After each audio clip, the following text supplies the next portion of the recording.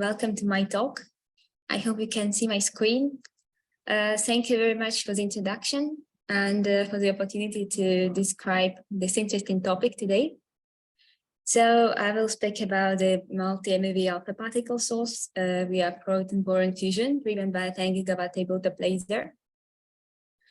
And we'll start with the motivation and some introduction. And then I will speak a little bit about history of the experiments on laser-driven proton-boron in Prague, in the Czech Republic. And then I will describe the main focus of this talk today. Our novel approach is a 10 gigawatt tabletop laser, the experimental setup and the results.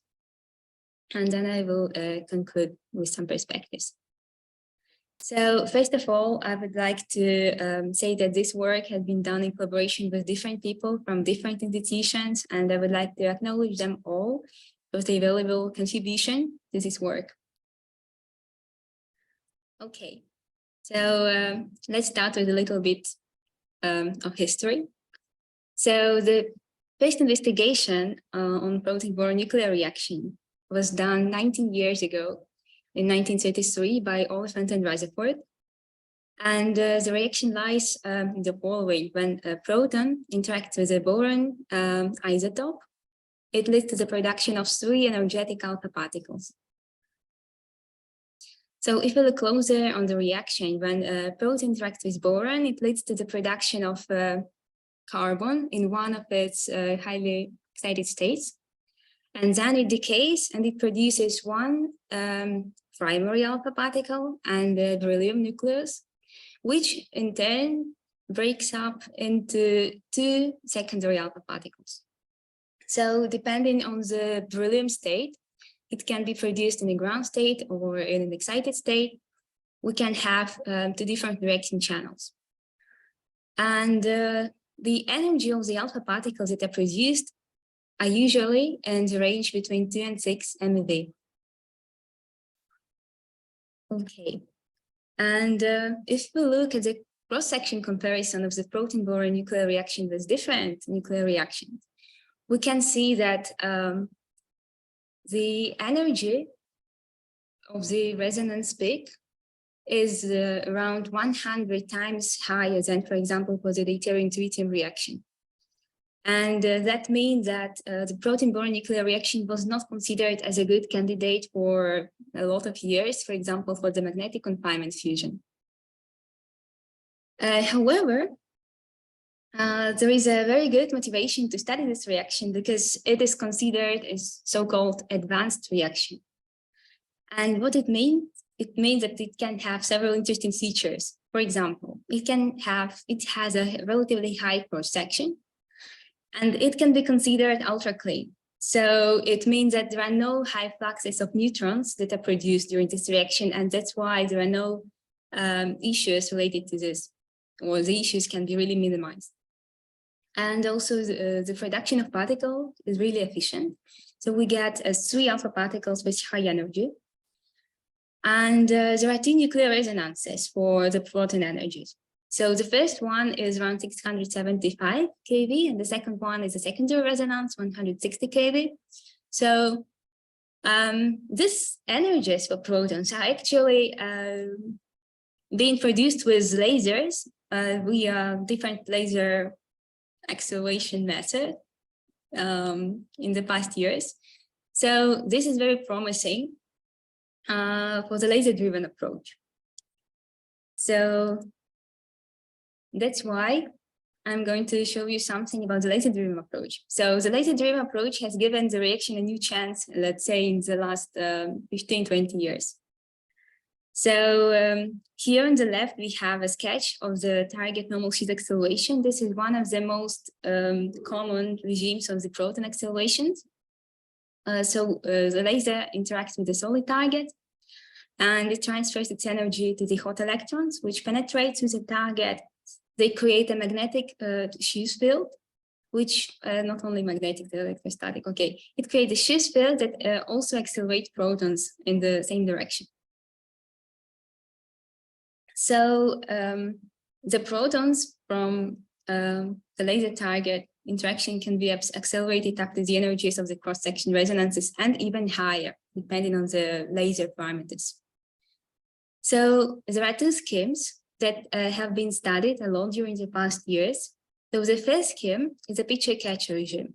So in this case, the laser interacts with a target which contains hydrogen mostly. So it's, for example, CH target. It's called a pitcher. And the protons are accelerated from this target, and they are impinging a secondary target, which is called a catcher. It contains boron. And the reaction is basically happening in here, generating alpha particles. And in the second regime, it is called in target. The laser interacts with a target which contains both. It contains hydrogen and boron as well. So everything should be happening inside one single target. And if we look at the literature over the past 15, 18 years, we can see that and the scientific community started exploring this proton-boron fusion using lasers. And the experiments were performed in single-shot regime mostly, and they were exploiting the main resonance of the cross-section, so the protons were accelerated up to this energy. Different target regimes were tested, as you can see from the colors on the sketch. And also we can notice that the alpha particle current was increasing, for example, from 10 to 5 up to almost 10 to 11 particles per radian. And I would like to focus now on those two experiments and publications which were carried out in the Czech Republic. So both of the experiments, they were carried out at PALS. This is the PALS asterisk laser system. It is located in Prague, in the Czech Republic. And this is a 3 terawatt kilojoule class laser, nominal intensity of 3 times 10 to 16 watt per square centimeter. And the repetition rate that it can provide is 1 shot per 25 minutes. So the first experiment on proton-boron fusion that was carried out there was in 2013. It was carried out by the team of Antonio Picciotto. And here you can see the sketch of the experimental setup. So basically, the main diagnostic that was used were time-of-flight detectors and nuclear track detectors, and also the Thomson probe for checking the protons. And the passive detectors were detecting the alpha particles. So the protons in this experiment were accelerated up to 1 MeV. And the total number of alpha particles was around 10 to 9. The second experiment that happened at PALS 4 years later was done by Pablo Chirone. And I forgot to mention earlier, but the first experiment was done with support from the Laserlab-Europe already. And the second one was also done with the support of the Laserlab. In this experiment, the diagnostics was also almost the same. So there were also some passive detectors like 039. Here you can see that it is covered by nuclear tracks generated by alpha particles. And also the Thomson parabola spectrometer and some time-of-flight detectors. And here is a picture of the time-of-flight detector, which was measuring the alpha particles at a very large angle from the side of the laser interaction.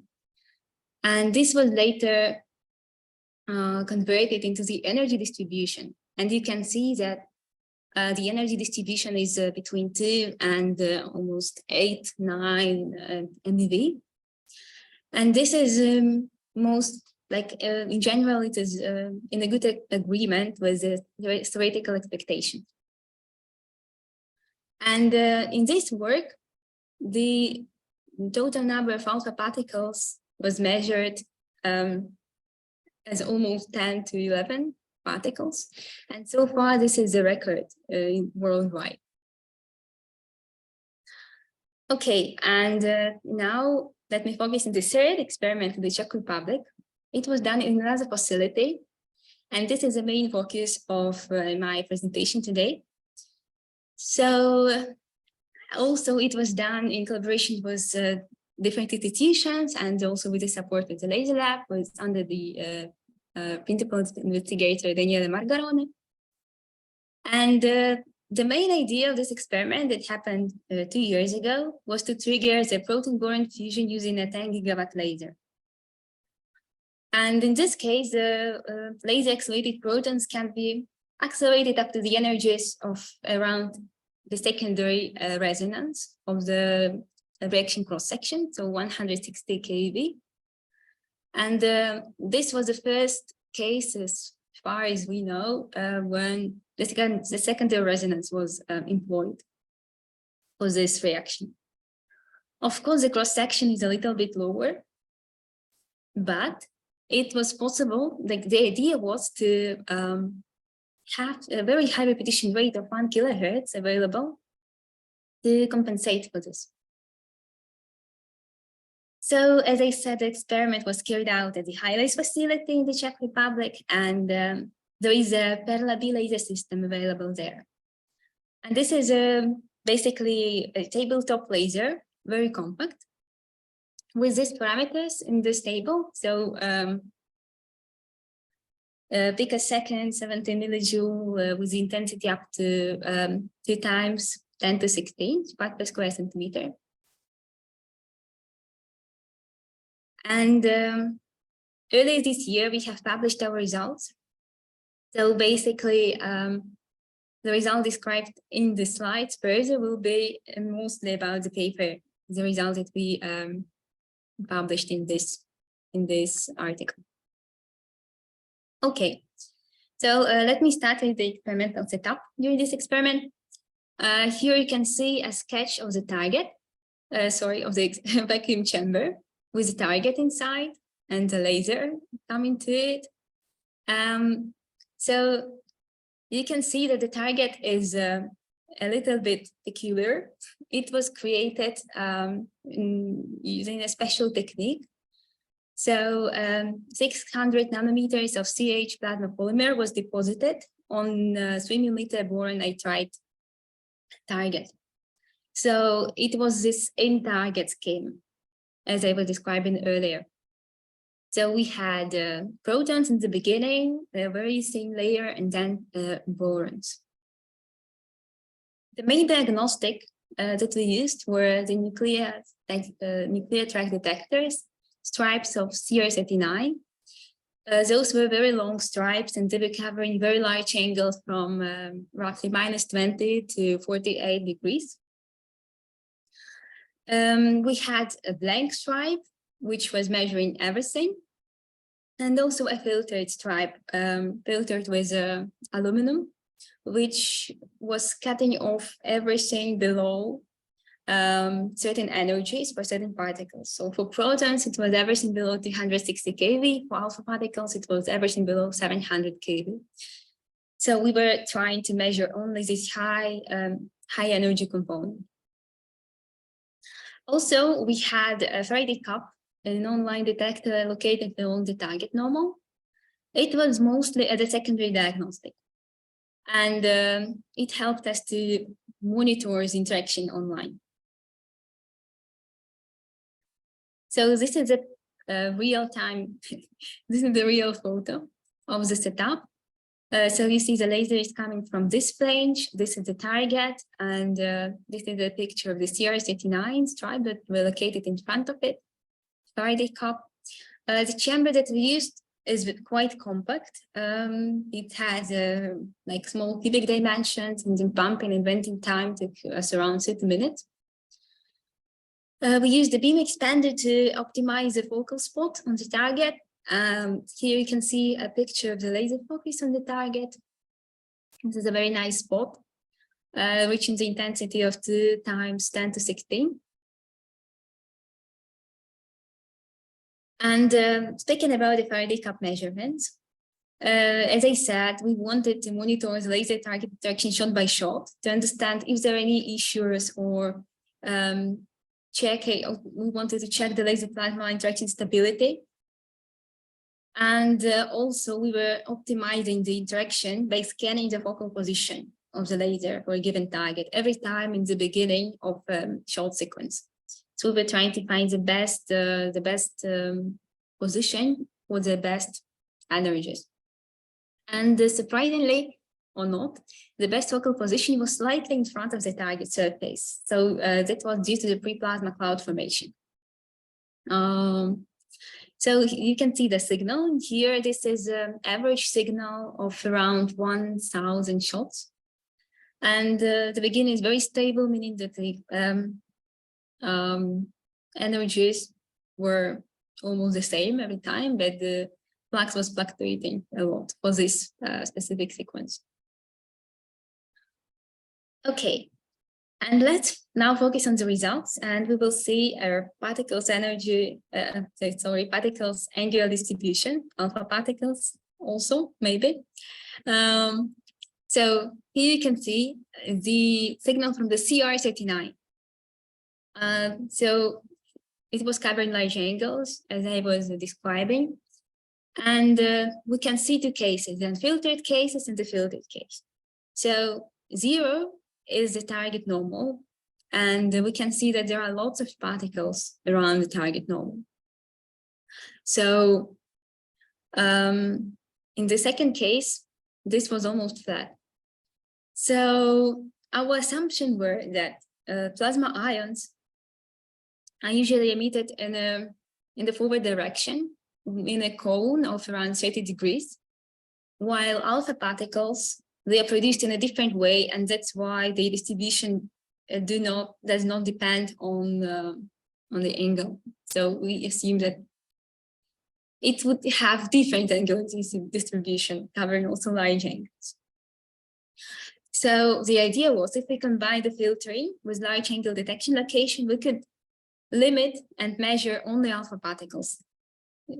So you can see that there is some kind of a hump after 20 degrees. So we assume that they were alpha particles at a large angle. And this is actually in agreement with previous works where the alpha particles were detected at very large angle.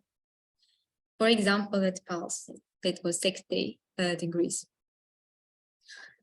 So if we look at the CR39 measurement, and we would like to compare the results from the special target, this CHBN target, which was containing both hydrogen and boron, and also the reference target, just the plastic one. So you see how the images look like. So both CR39s were processed under similar conditions described here. And you see there are more dots, more tracks in this case than in this case. Also take into account that for the CHBN target, due to setup limitations, we have done only 670 shots to get this measurement. But in this case, we shot 10,000 times. So this image, it corresponds to the background level basically. And it clearly shows that we had the alpha particles in this case. And given the dimensions of the tracks of the particles, we can apply a special calibration curve, and we can convert the area into the particle energy. This I will describe in the next slide. And also we can calculate the total number of particles. So we calculated the alpha particles number per stride and per shot as 9,684. Okay. So if we look at the alpha particles energy distribution, we see that it resembles, it looks quite in an agreement with the expectations. So the main peak is expected to be around 4 MeV. In our case, it's around 3.5. However, also there are some error bars. So we're saying that it is in a very good agreement with the previous findings. Also, to calculate this energy distribution, we summarized the CR39 results only for the large angles. So the 39, 43, and 48. So we really were trying to cut all the other particles except alpha particles. So the peak is a little bit shifted, as I said. Yeah, but general, we were happy to see this energy distribution. So in the next step, we wanted to study the physics behind interaction more. And that's why we performed some simulations. So we had two steps of simulations. In the first step, we had hydrodynamic simulations. And we used flash code to simulate the interaction of the pre-pulse with the target. And we wanted to do that in order to evaluate the pure plasma density profile before the arrival of the main pulse. And the outcome of these hydrodynamic simulations was adjusted for the input for the particle and cell simulation that you can see here. So this is basically the target, the original one, and this blue is a pre-plasma that was formed when the pre-pulse hit the target. So it is none of the 10 nanoseconds, I believe. So this is how the density profile looked like just before the main pulse arrived on the target. So in the second part of the simulations, we used particle and cell, and in the particle and cell, we could simulate this main pulse interaction with this pre-plasma plume. And here is basically the laser pulse propagation. And here the black line is electron critical density in the pre-plasma. So we see that the pre-pulse is reflected from the surface and is not propagating further. And also from the particle and cell simulations, we could get a proton beam information. So you can see it on this plot. So in the blue, we have backward. Backward means those that were accelerated backward with respect to the laser. And the forward, it means, yeah, to the target, inside the target. So what are the results? The main results from the simulation, we found out that the pre-plasma that was created by the pre-pulse was overdense. As I said, the laser pulse was prevented from reaching the target surface, and instead it was interacting with the pre-plasma around, at around 20 micrometers distance in front of the target surface. What we also found out that the energetic protons were accelerated in the forward in the backward direction, and the cutoff expected from the particle cell simulation is around 300 keV, while in the forward direction, the particles were very low in the energy. So yes, that was interesting for us because we could understand also why the alpha particles rate was lower than we expected. This was because of the low density interaction region if we compare to the target itself. Okay, that as I said, even though that we had this kind of low alpha particles current in comparison to the previous experiments at pulse, we wanted to compensate using the 1 kilohertz regime. So we have done a proof of principle test at 1 kilohertz at the parallel laser. The thing is that also those experiments at pulse, for example, they were over time done in a quite low repetition rate regime. And with kilohertz regime, it would be potentially possible to have a constant source of alpha particles, constant with a more or less constant current, let's say. So the results that we measured were around 10 to 6 alpha particles at 1 kilohertz. But the thing is, we used a different target in this test. So it was a pure BN target without the CH layer in front of on the surface of it.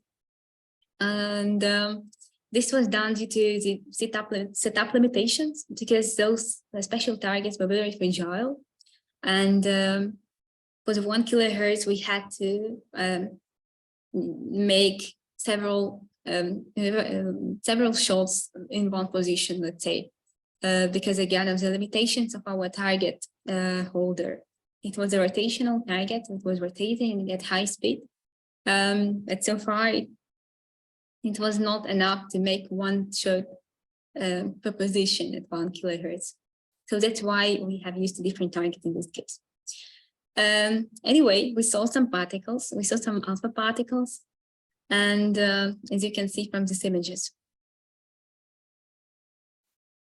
Okay, and thinking about perspectives, because it can be quite important to look also in future with our current results.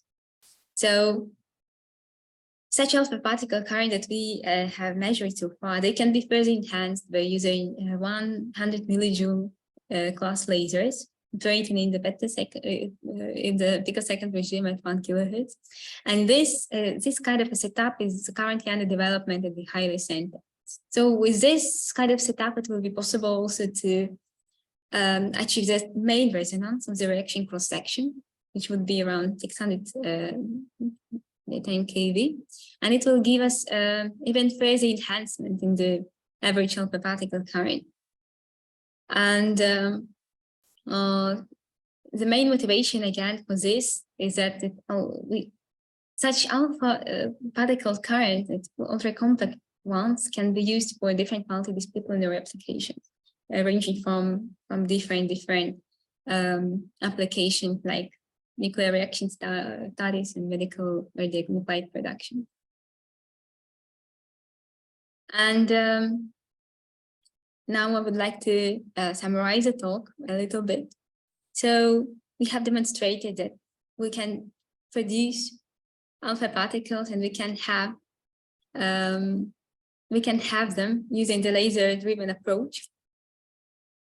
And the proof of concept experiment, which was aimed at triggering proton-Boron fusion using a secondary cross-section resonance with a tabletop laser system, was reported for the first time, and we know how to improve the system further in future. It is important that we have tried entering the kilohertz operational regime. So we hope it will be possible to improve it further. Okay, and that brings me to the end of my talk, actually. So thank you for your attention.